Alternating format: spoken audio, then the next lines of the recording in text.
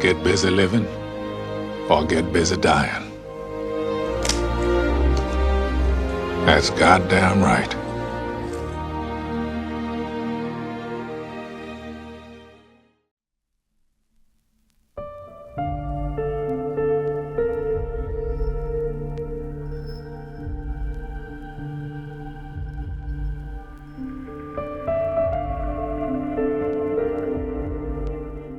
A chance discovery by a Namibian rail worker clearing tracks in 1908 set off a chain of events that would transform a lonely empty speck on the Namib desert into one of the richest places on the entire African continent. Zacharias Lewala had discovered diamonds, and once word got out, prospectors descended on the area.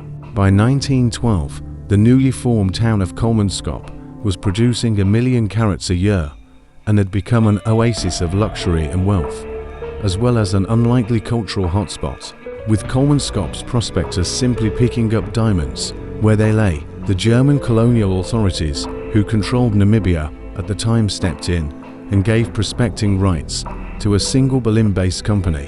When more diamonds were found to the south, the townspeople left in droves, abandoning their homes and possessions. By 1956, the mines were exhausted and Kolmanskop abandoned. The dunes quickly reclaimed what was theirs, creeping through the doors of the buildings and filling them with sand.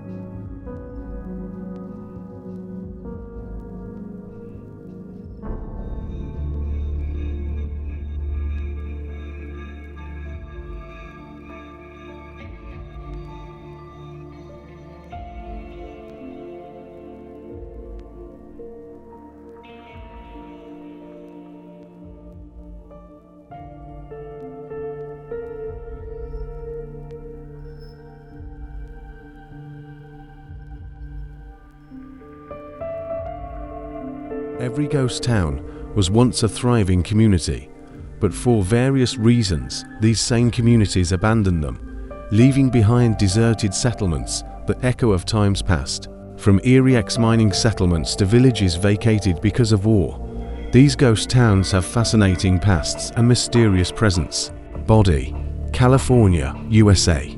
Gold was first discovered in the Californian town of Bodie in 1859.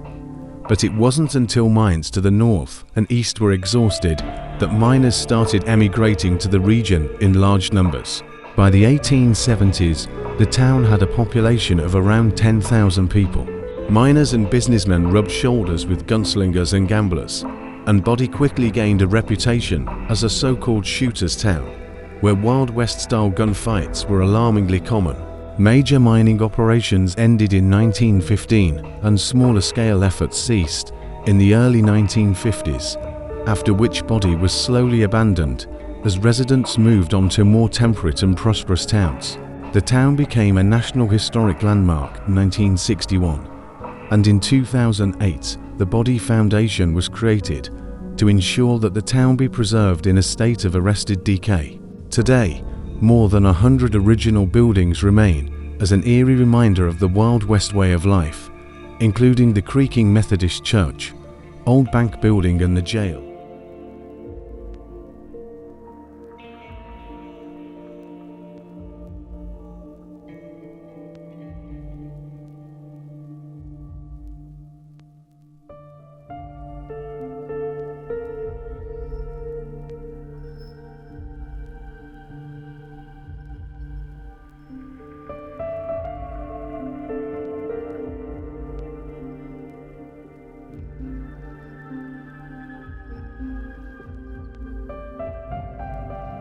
Life was never particularly easy in the southern Italian town of Craco, surrounded by sun-baked badlands a little way south of Montserrat. It was caught up in the upheavals surrounding the battle for Italian unification in the 19th century, and after the Second World War, many of the town's young and able citizens left to start new lives in places like America and Australia.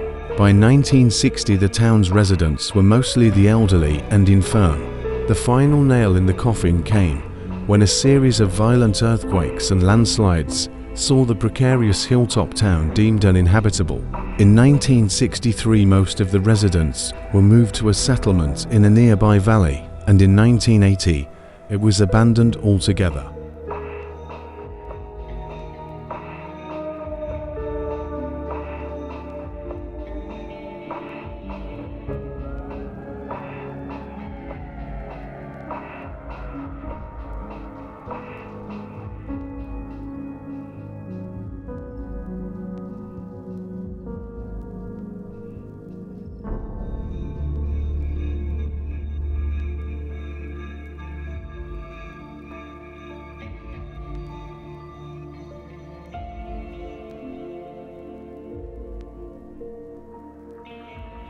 In its heyday in the early 20th century, Grytviken on the subantarctic island of South Georgia was an extremely gruesome place. It was here that whalers pulled their catches onto the shore and processed them, slicing away the skin and fat in a stomach-churning task known as flensing.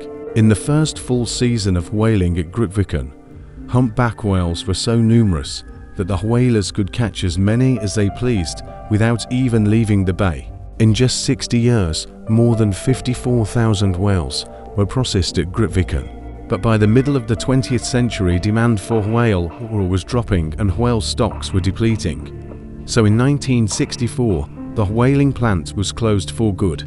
Today the plant lies derelict and abandoned, a common stop-off point for visitors who come to the island to visit the grave of Antarctic explorer Ernest Shackleton, who died of a heart attack while moored just offshore.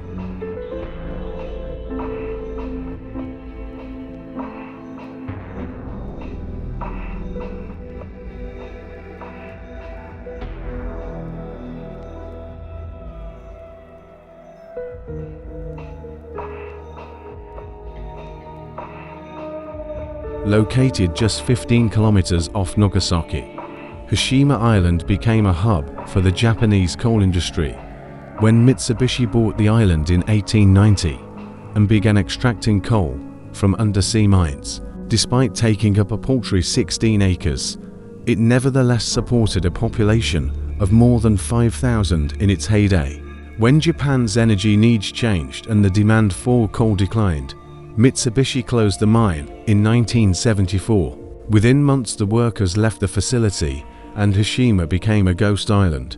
The island is now a popular tourist attraction. Since 2009, tourists have been able to land on the island and look out across the crumbling buildings and infrastructure from observation decks.